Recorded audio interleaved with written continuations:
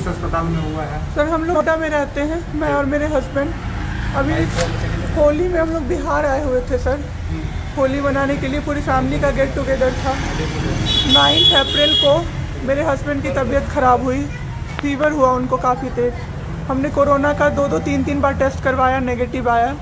RT-PCR के लिए दिया तो वहाँ पे भागलपुर में, सर भागलपुर में थे हम लोग, वहाँ पे 1 दिन 2 दिन वेट करते करते 10 दिन तक रिपोर्ट नहीं आया। फिर हमने नोएडा के एक डॉक्टर हैं उनसे कंसल्ट किया, वीडियो कंसल्टेशन से। उन्होंने बोला कि CT चेस्ट करवाना है। हम लोग भागलपुर गए और CT चेस्ट करवाए तो उसमें उनका इन्फेक्शन आया। 60% लंग्स उनका उसमें इन्फेक्टेड था, डैमेज नहीं था, इन्फेक्टेड था बस। बाकी लंग्स का हर चीज़ परफेक्ट था, सारा चीज़ नाक का, गले का सब कुछ नॉर्मल था, उसमें रिपोर्ट में था। फिर हम लोग नेक्स्ट डे ग्लोकल हॉस्पिटल है भागलपुर में, ग्लोकल हॉस्पिटल लेके आए, वहाँ पे एडमिट कराया हमने ICU में। मेरी मदर की भी तबीयत ख़राब थी, मेरी मम्मी और मेरे हस्बैंड दोनों एक साथ एडमिट हुए। वहाँ पे इतनी लापरवाही हुई उनके साथ, इतनी लापरवाही हुई। डॉक्टर्स आते थे बस विज़िट के लिए, 10 मिनट देख के गए। उसके अलावा जितने भी वहाँ पे नर्स थे, कंपाउंडर्स थे, सारे के सारे जल्लाद थे सर। कोई दवाई तक नहीं देना चाहता था पेशेंट। मेरी मदर टचवुड बेटर कंडीशन में थी थोड़ी, मेरे हस्बैंड बोल भी नहीं पा रहे थे उस समय तक। इशारे से पानी का ऐसे ऐसे बताते थे, लेकिन कोई उनको पानी नहीं पिलाता था सर। वो मुझे हार के फ़ोन करते थे कि पानी पिला दो। जब मैं अंदर जाती थी तो ये लोग हल्ला करते थे कि क्यों जा रहे हो अंदर। फिर भी मैं जाके उनको पानी पिलाती थी, जूस पिलाती थी। रेमडेसिविर इंजेक्शन का नाम आप लोगों ने अभी तक सबने सुन लिया होगा कि कितनी मुश्किल से मिल रहा है। डॉक्टर ने वहाँ सजेस्ट किया, मेरे 2 पेशेंट थे वहाँ, हमने बहुत मुश्किल से अरेंज किया। जब वो इंजेक्शन मिला तो एक दिन रात को जब इंजेक्शन देने लगे, हाफ इंजेक्शन फ्लोर पे गिरा दिया उन्होंने। हमने कहा कि इतना महंगा इंजेक्शन है, इसी का असर होके ठीक होते ये आपने कैसे गिरा दिया। उन्होंने कहा कि 50,000 का भी गिरा देता ना तो तुम कुछ नहीं कर पाती अभी। हम लोग चुपचाप वहाँ से सर हट गए। थोड़ी देर बाद वहाँ पे मेरे हस्बैंड को मैंने देखा कि उन्होंने 2-3 बार पॉटी किया था, यूरिन पास किया था, कोई क्लीन करने नहीं आ रहा था सर। 6 घंटे से वो उसी गंदगी पे पड़े हुए थे। उन्होंने मुझे फिर फ़ोन किया, बस फ़ोन कर पाते थे सर, बोल भी नहीं, बस मिस्ड कॉल आती थी, मैं समझ जाती थी कि कुछ परेशानी है उनको। जब मैं गई तो मैंने देखा पूरे गंदे बेड पे मेरे हस्बैंड 6 फीट 2 इंच के सर, पूरे गंदे पे वो सोए हुए थे सर। मैंने ज़बरदस्ती सबको बुलाया। एक आदमी था ज्योति कुमार करके, ज्योति कुमार, सब लोग ध्यान से इसको कवर कीजिए। ज्योति कुमार एक कंपाउंडर था वहाँ पे। कौन सा हॉस्पिटल का? Glocal hospital Bhagalpur. Jyoti Kumar compounder है वहाँ का, मतलब जो अटेंडेंट सब होते हैं ना वो है, लड़की नहीं है, लड़का है ज्योति कुमार। उसको मैंने रिक्वेस्ट किया कि भैया प्लीज़ आप मेरे हस्बैंड की मदद कर दीजिए, रात में ये लोग रुकने नहीं दे रहे हैं मुझे अपने पास, इनके पास। उसने बोला ठीक है ज़रूर मदद करूँगा, ये कह के, और मैं अपने हस्बैंड से बात करने लगी, इशारे से ही वो बात कर रहे थे, मैं बोल रही थी। अचानक से मेरा दुपट्टा खिंचाया बहुत ज़ोर से। मैंने सोचा क्या हो रहा है, जब मैंने पीछे मुड़ी तो मेरे कमर पे उस आदमी का हाथ था और मेरा दुपट्टा वो ज्योति कुमार खींच रहा था। मेरी माँ पीछे से चिल्लाई, मेरे हस्बैंड ऐसे ऐसे होने लगे, पूरा पसीना उनको चल गया, कुछ बोल नहीं पा रहे थे वो।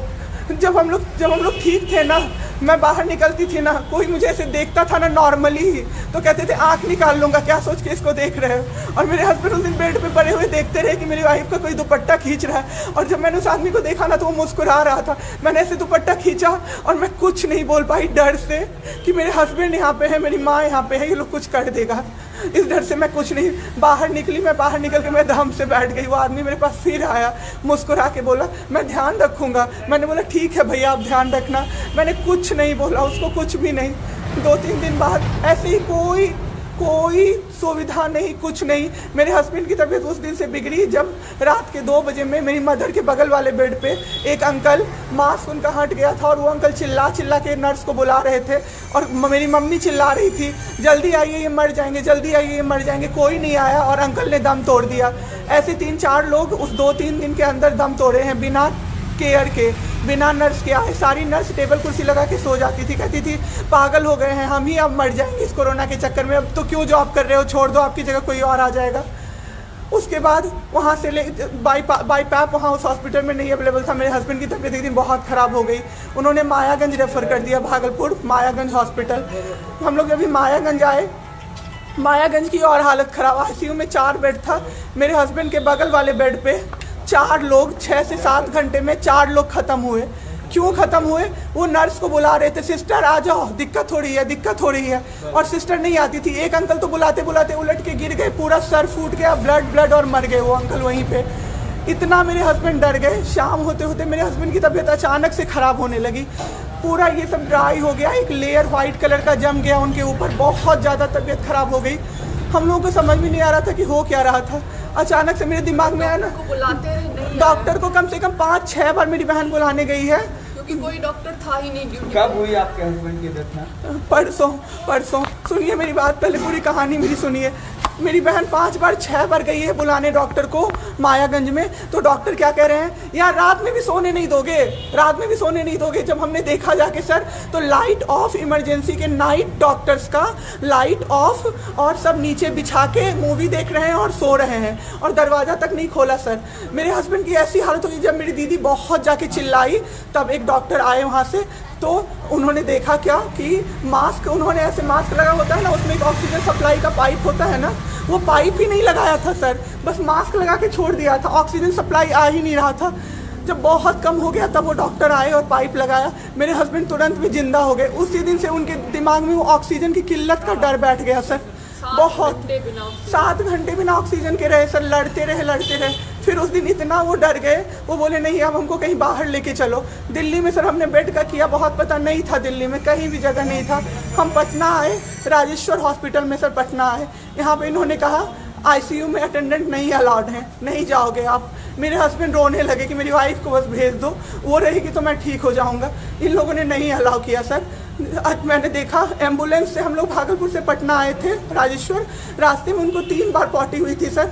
उसी गंदे बेड पे उनको 4-5 घंटे राजेश्वर में सुलाया रहा। मैं 10 बार जाके बोली बाहर से कि सर प्लीज़ बेड क्लीन कर दीजिए, वो हम लोग देख लेंगे ना। एक डॉक्टर निकले, मैंने बोला, वो मेरे हस्बैंड अंदर से ना बोल नहीं पा रहे थे, अंदर से ऐसे कर रहे थे, बुला रहे थे सबको। मैंने कहा सर वो बुला रहे हैं किसी को बाहर से, तो एक डॉक्टर मुझे कहता है अरे छोड़िए ना, वो छोड़ा तो ऐसे ही बौखला रहा है जब से आया है। मैं उस समय कुछ नहीं कर पाई सर। उसके बाद उनका ऑक्सीजन लेवल जब 37 हो गया, तब मेरे साथ मेरी दीदी थी, मेरे जीजा जी थे और मेरे जेठ थे। तब मैंने अपने जीजा जी से बोला कि अब मेरे से नहीं रहा होगा, मुझे किसी तरह से अंदर भिजवाइए।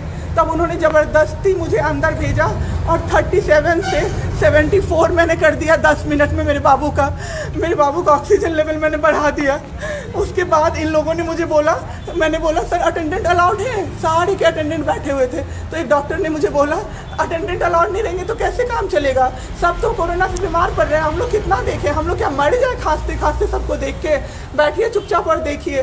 15 दिन तक सर एक टेबल पे एक लगातार मैं बैठी हूँ। आज 1 महीना पे मैंने ब्रश किया है सर, 1 महीने पे ब्रश किया है मैंने। बाबू को बहुत ठीक कर दिया, इतना स्ट्रॉ लगा के सर, मास्क के अंदर से स्ट्रॉ लगा के बाबू को मैंने जूस, दाल, रोटी सब कुछ पिलाया सर। इतने ठीक हो गए ना कि जो डॉक्टर फर्स्ट डे बोला था ये बचेगा नहीं, वो डॉक्टर सर 3-4 दिन बाद कहता है टचवुड क्या कर दिया आपने इनके साथ, ये तो एकदम ठीक हो गए, गजब का फाइट दिया आप दोनों ने मिलके। मुझे क्या पता था कि मैं फाइट दे रही हूँ और ये लोग मेरे बाबू को ख़त्म कर देंगे। इतना ऑक्सीजन का किल्लत सर, मेरा बाबू डर गया बहुत ज़्यादा। ऑक्सीजन सिलेंडर देखता था और कहता था हाँ वो ख़त्म हो जाएगा, वो ख़त्म हो जाएगा। मैं कहती थी नहीं ख़त्म होगा बाबू। 1.5 घंटे के लिए सर ऑक्सीजन सप्लाई बंद रहता था। बाद में हमें पता चला ये लोग ब्लैक मार्केटिंग कर रहे हैं अंदर में ऑक्सीजन सिलेंडर का। जो अस्पताल वाले हैं ना, वो ऑक्सीजन सप्लाई बंद कर देते थे ताकि बेचैन होके लोग खरीदें उन्हीं से। हम भी खरीदे सर, मैंने भी खरीदा। क्या करते हमें भी तो चाहिए था। परसों सर सुबह में हमारे पास एक ही सिलेंडर था, पाइपलाइन बंद हो गया। मेरे हस्बैंड को बाईपैप लगा हुआ था, उनको 2 सिलेंडर से जाना था, एक ही सिलेंडर था। सिलेंडर मांगते मांगते कहीं नहीं मिला सर, मेरे हस्बैंड ख़त्म हो गए। सर, मेरा बाबू चला गया हमको छोड़ के। आपके साथ यहाँ पे भी सर, यहाँ पे राजेश्वर में डॉक्टर अखिलेश गंदे इशारे कर रहा था मुझे सर। चलता था ना तो मुझसे सट के क्रॉस करता था सर, मैं इग्नोर कर देती थी कि मेरा हस्बैंड है यहाँ पे, वरना अगर बाहर होता चप्पल खोल के मैं मारती सर ऐसे इंसान को। वहाँ पे मायागंज हॉस्पिटल में डॉक्टर्स, कोई भी डॉक्टर नहीं आता है, कोई सीनियर डॉक्टर नहीं, जूनियर डॉक्टर नहीं, और पेशेंट की सिर्फ एंट्री कर देते हैं कि फिजियोथेरेपी किया गया। ये मेरे बाबू नाक का क्या करते हैं, नेबुलाइज किया गया, 4 बार नेबुलाइज किया गया, कोई चीज़ नहीं होती है। फिर पेशेंट की एंट्री कर देते हैं। एंट्री सब किया हुआ रहता है कि ये बड़े डॉक्टर आए, ये बड़े डॉक्टर आए, उन्होंने पेशेंट को देखा, नेबुलाइज किया, फिजियोथेरेपी हुआ, पेशेंट को कुछ नहीं, मतलब सीपैप पे पड़ा हुआ पेशेंट, और उसको देखने के लिए 24 घंटे में कोई नर्स नहीं आती है। रूम बंद करके और सब सोते रहते हैं। दरवाजा ठकठकाइएगा तो चिल्ला के बोलेगी दूर भागो यहाँ से, कोरोना पेशेंट के यहाँ से आई हो, हम लोग अभी रात में नहीं आ सकते। हम लोग क्या मर जाए पेशेंट के लिए? कोई नहीं आता है, कोई नहीं आता है देखने के लिए किसी को। ये लोग पटना में हम लोग 26 तारीख को आए पटना। मैम आपके साथ जो ये सब हुआ है, गलत हुआ है, इसकी शिकायत आपने किसी को की है? अभी किसको करे सर? परसों तो मेरा बाबू गया है। परसों शाम। अब क्या चाहती हैं सरकार से? क्या अभी सबसे पहले तो मैं चाहती हूँ कि सारे जगह ये सबसे पहले तो मुझे कोई प्लेटफॉर्म मिले जिस पे मैं ये बोल सकूँ टीवी पे जाके, ताकि लोग बचें। अब जिसके साथ जो हो नहीं हो तो सेकेंडरी है। हमारे जैसे जो लोग उसमें पड़े हैं ना, जो ये छोड़ के भूल जाते हैं कि पेशेंट का ख्याल डॉक्टर्स रखेंगे, वो जाके अपने पेशेंट का ख्याल रखें, नहीं तो सब मर जाएंगे सर, सब मर जाएंगे। एक डॉक्टर एक दिन आए राजेश्वर में, कहते हैं अरे ये बेड अभी तक नहीं खाली हुआ है, मतलब ये आदमी अभी तक नहीं मरा है। एक आदमी के बारे में आप सोचो सर जरा सा, आप सोचो सर जरा सा। मेरे हस्बैंड को वेंटिलेटर पे नहीं रखा सर, वो शायद बच जाते। और जब मेरी एक फ्रेंड है डॉक्टर, उसने बात की कि आपने वेंटिलेटर पे क्यों नहीं रखा, तो झूठ कह रहे हैं कि फैमिली वालों ने मना किया। हमें कोई सजेशन नहीं दिया, कोई सजेशन नहीं, पे आप रख सकते हो, कुछ भी नहीं सर। वो बस वेट कर रहे थे कि ये बेड खाली हो। ठीक है।